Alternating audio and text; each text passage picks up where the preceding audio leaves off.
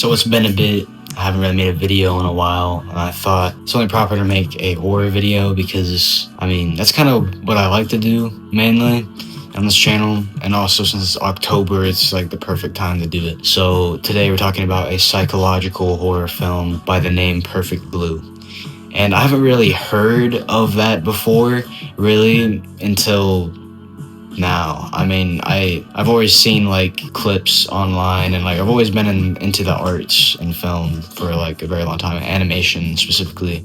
So I've seen people talk about this movie before, but I just never really knew why. I never really knew how good it really was until I watched it recently. And today I'm gonna show you why it's the greatest horror film ever made. Perfect Blue. 誰もあなたなんか好きじゃない。汚れちゃった。汚れちゃった。やめて。やめてったら。私は汚れてないか。待って。待って。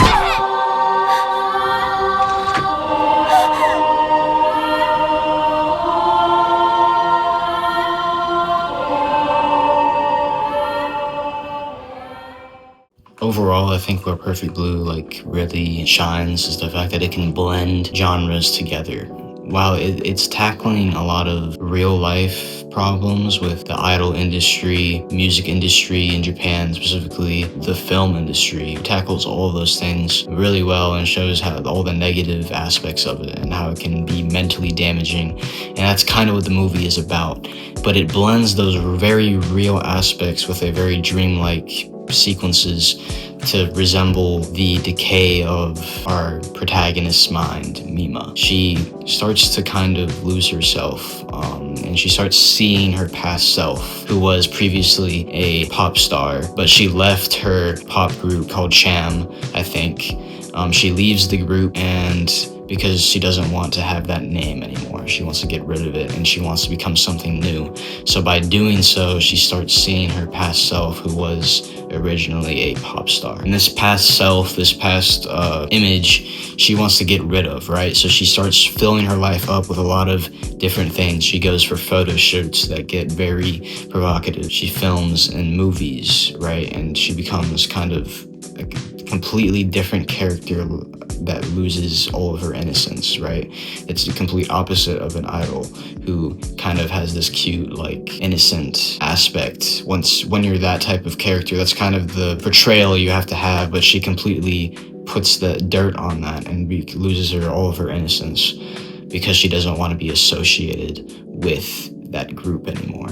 So she becomes something entirely different. So because Mima leaves her original idol group, she starts getting a lot of backlash from the public eye. A lot of people are against it, especially a stalker of hers, who we are led to believe is a murderer as well. So without getting into details, which I do not want to dive too much into the actual plot of the film because I really don't want to give anything major away. Well, I will go into some plot points that won't really affect your viewpoint.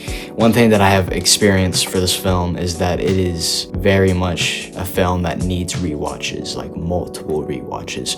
There are so many things that you will not pick up on the first time watching it, unless you're just like insane, I guess, unless you're just perfect. But like, there's gonna be things you won't see, right? And multiple people have seen this movie the first time and then they're like, what did I just watch? I'm confused. I think what helped me is I watched a video of somebody talking about it before, and then I watched it myself, and it kind of helped my experience. So I'll put some other videos that probably will explain this film better than me, to be honest, but I'll put some people in the description if you want to watch them as well, but they'll probably dive into more spoiler aspects of the film.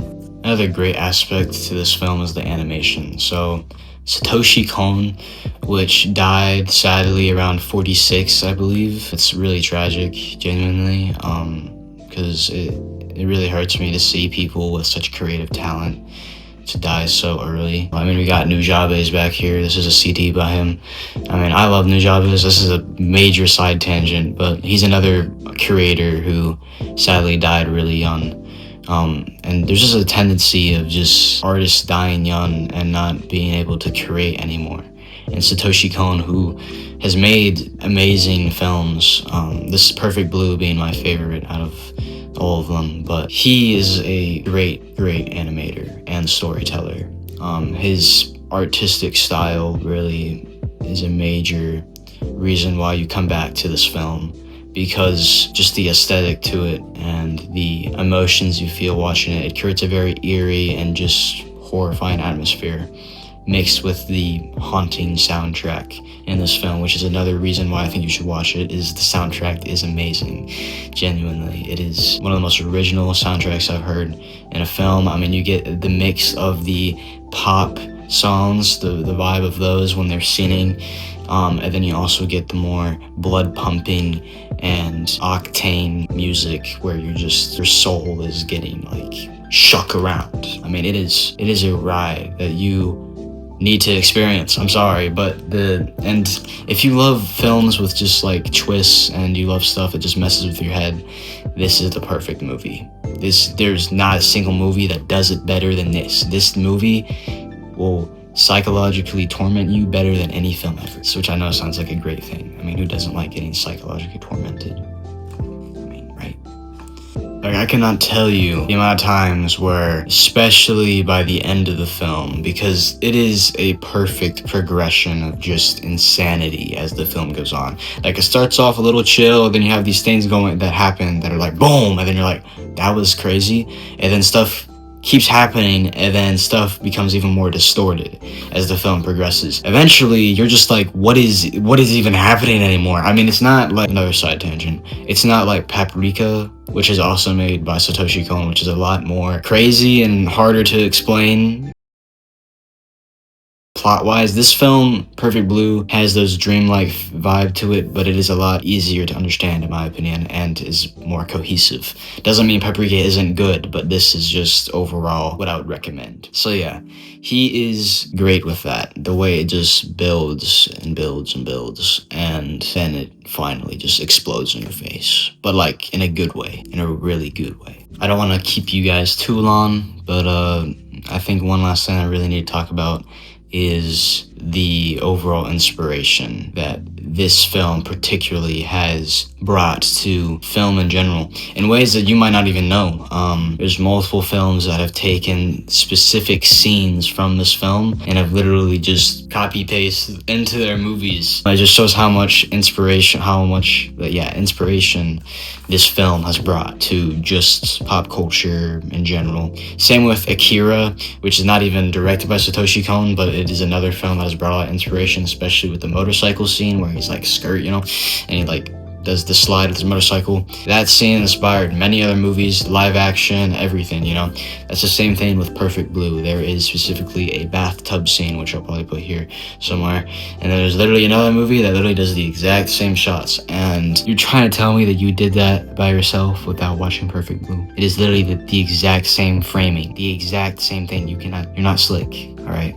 I'm not saying that like their movie isn't like original anymore because of that. I'm just saying it just shows how much inspiration the film's brought, and another reason why you should give it a watch, especially if you care about, film in general. I mean, it's a very inspirational movie for everything. I mean, it's inspired me creatively as well to make stuff. So if you're a creative, even more reason to watch it. If you haven't watched it already, come on. I genuinely think it is something we can never really get again. It is, first of all, it is way past its time. When it came out in 1997, like, that's an old movie now. Even though it's not really, it doesn't seem super old, that is old now. That is over 20 years old and almost 30 years old. It's still applicable to today. If it's not even more applicable than it was back then, I think it might be even more. We're so tied into our personas that we put online compared to our real selves, and are we willing to destroy ourselves over it, And that's what the movie's really about. How far can we be pushed till we break? It is an insane movie, and I think you should give it a watch if you haven't. That's why Persona persona. That's why Perfect Blue is the greatest horror film of all time. It's not my favorite movie, but it is definitely one of my favorite movies. That's a wrap. Thank you for watching.